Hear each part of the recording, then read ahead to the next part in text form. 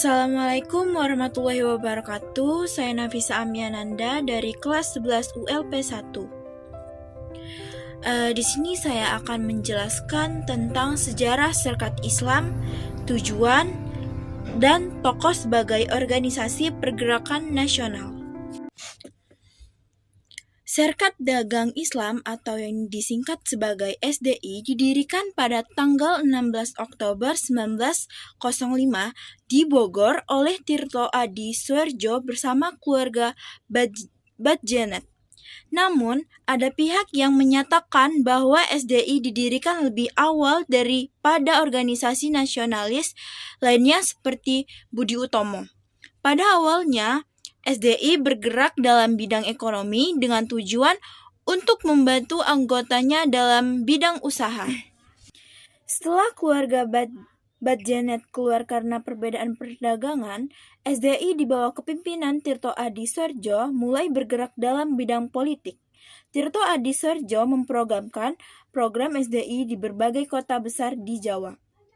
Akhirnya, SDI berpindah pusat ke Solo pada tahun 1911 di bawah kepemimpinan Haji Sumahmudi pada tanggal 9 November 1911. Kata dagang dihilangkan sehingga menjadi Serikat Islam.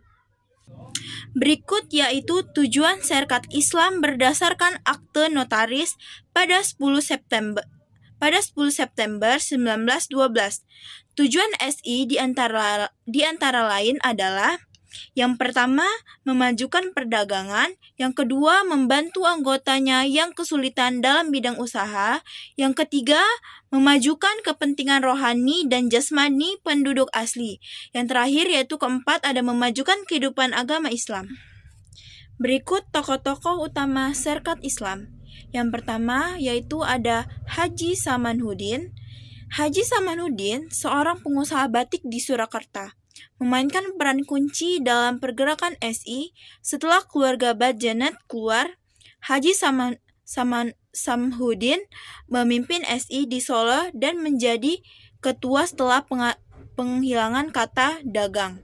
Keberhasilan pemimpinan SI membuatnya diakui sebagai salah satu tokoh utama pergerakan. Yang kedua yaitu ada Hos Tjokroaminoto.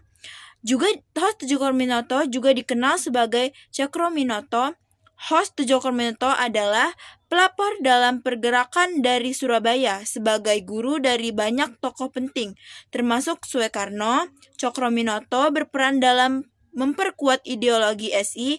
Pada tahun 1920, SI mengalami perpecahan menjadi SI Merah dan SI Putih, dan Cokroaminoto memimpin SI Putih yang tetap setia pada program lama SI.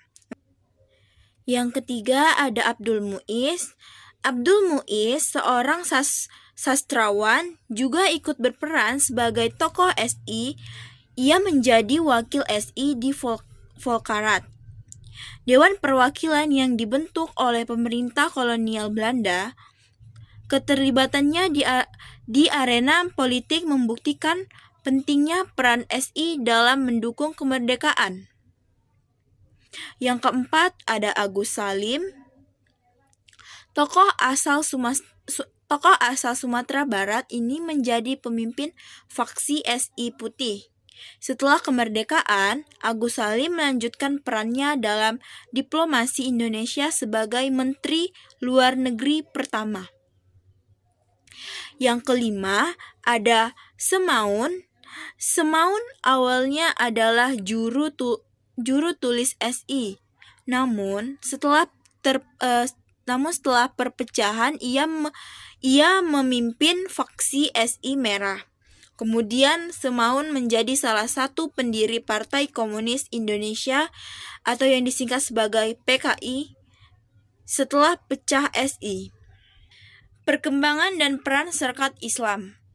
SI tumbuh pesat dengan memiliki pengaruh yang signifikan, terutama di kalangan pedagang dan pekerja.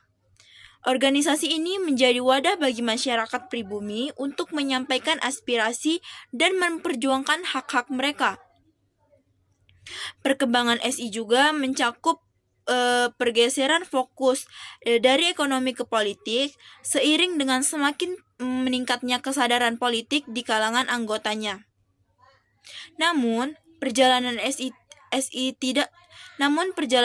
tidak selalu mulus.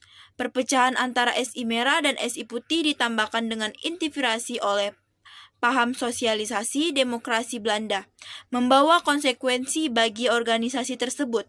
Meskipun demikian, peran SI dalam membentuk dasar-dasar politik dan ekonomi Indonesia tidak dapat diabaikan.